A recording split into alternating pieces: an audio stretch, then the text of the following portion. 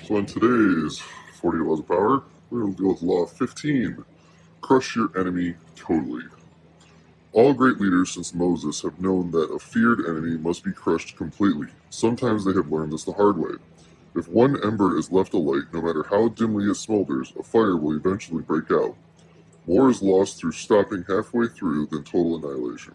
The enemy will recover and will seek revenge. Crush him, not only in body, but in spirit. So this one is really straightforward, but so true. I hold this one dear to heart. I think it's because I learned the hard way, right? So first, let's jump in our bath.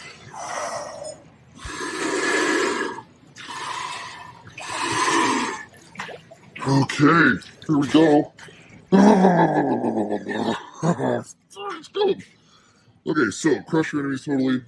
This is really just very straightforward, is that if you have to take someone out for whatever reason, you can't just defeat them in the thing that you're trying to take them out at. You need to utterly destroy them. You need to take away any idea that they should ever try to come after you again. You should have hurt them so bad that when they even think like, oh, you know what, I'm going to go get that guy, or oh, I'm going to go back and I'm going to get really good revenge, or whatever, the thought immediately exits their head because they're like, fuck that.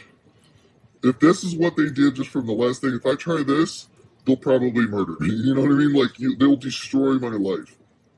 That's what you want to do. Because if you are willing to take someone out for whatever reason, whether it's mentally, physically, whatever, whether in a physical fight or it's work thing, it doesn't matter, you have to hurt them so bad that they never want to come back. Because everyone immediately thinks of revenge, right? Everyone immediately thinks, fuck this, I'm going to go get him back, I'm just going to bring a couple guys, I'm going to get a pipe, or I'm going to get a lawyer, or whatever it is you're going to do, and you're going to think, hey, I'm going to go back after him.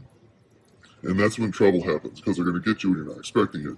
So you need to morally crush them, to where you never have to deal with them again. They cross the street, if they see you, they move. Even better, they don't even want to be in the same town as you. That's awesome.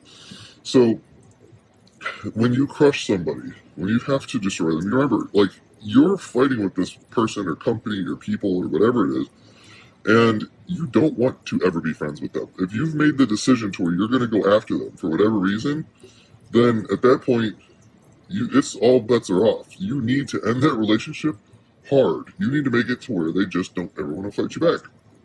So I definitely believe in this rule. I don't know how else to say this, but I mean, like, I've definitely used this rule many, many times. Like, there's one guy I had a problem with in New York City, and I dealt it pretty good enough to where the dude left New York. He was like, you know what?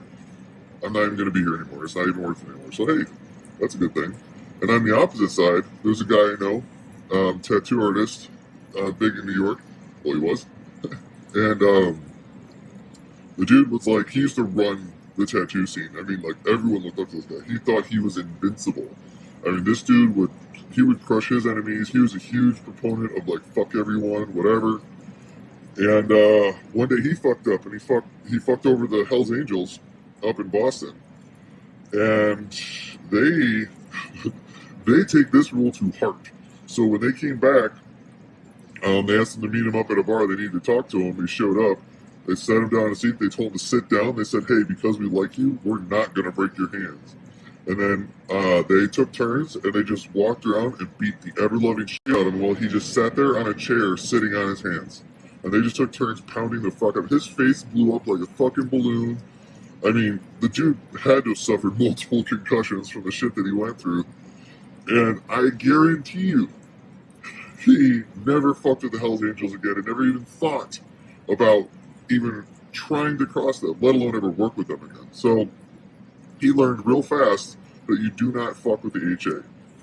And that's kind of what you have to do, right? I mean, that's the message you send, is like a very strong message. You don't threaten people. You don't like kind of hurt them. You don't kind of make their lives miserable. You fucking destroy them because you've committed that you don't want this person in your life anymore, so you can never have them come back at you. You don't ever want to have to worry about them. So therefore, you got to take them out. You got to bury them. And with that, I think I'm done. I know this was a quick and easy one. Oh, look, we did 4 minutes. I'm happy with that. So yeah, that's it. I mean, it may sound like a dick move, but I promise you, After the first time that you think you've defeated somebody and they come back and just ruin your life, you're going to realize, fuck, I should have gone farther. And you don't want that to happen. But realistically, everyone always learns the hard way. So I hope you don't learn the hard way. I hope you take this one to heart. Just remember, I think that was from Goodfellas. You know, they said this guy was like trying to chase some dude. He's like, oh, the dude owes me like $20. The guy's like, well, hey, that dude's running away from you. So is it worth $20 to never see him again? Yeah, well, there you go. Because that dude's terrified that he's going to get his ass stomped or buried in a fucking hole somewhere. So the guy probably avoids him for the rest of his life. So that's what you need to do. Make people never want to come back for you. I'll see you. Bye.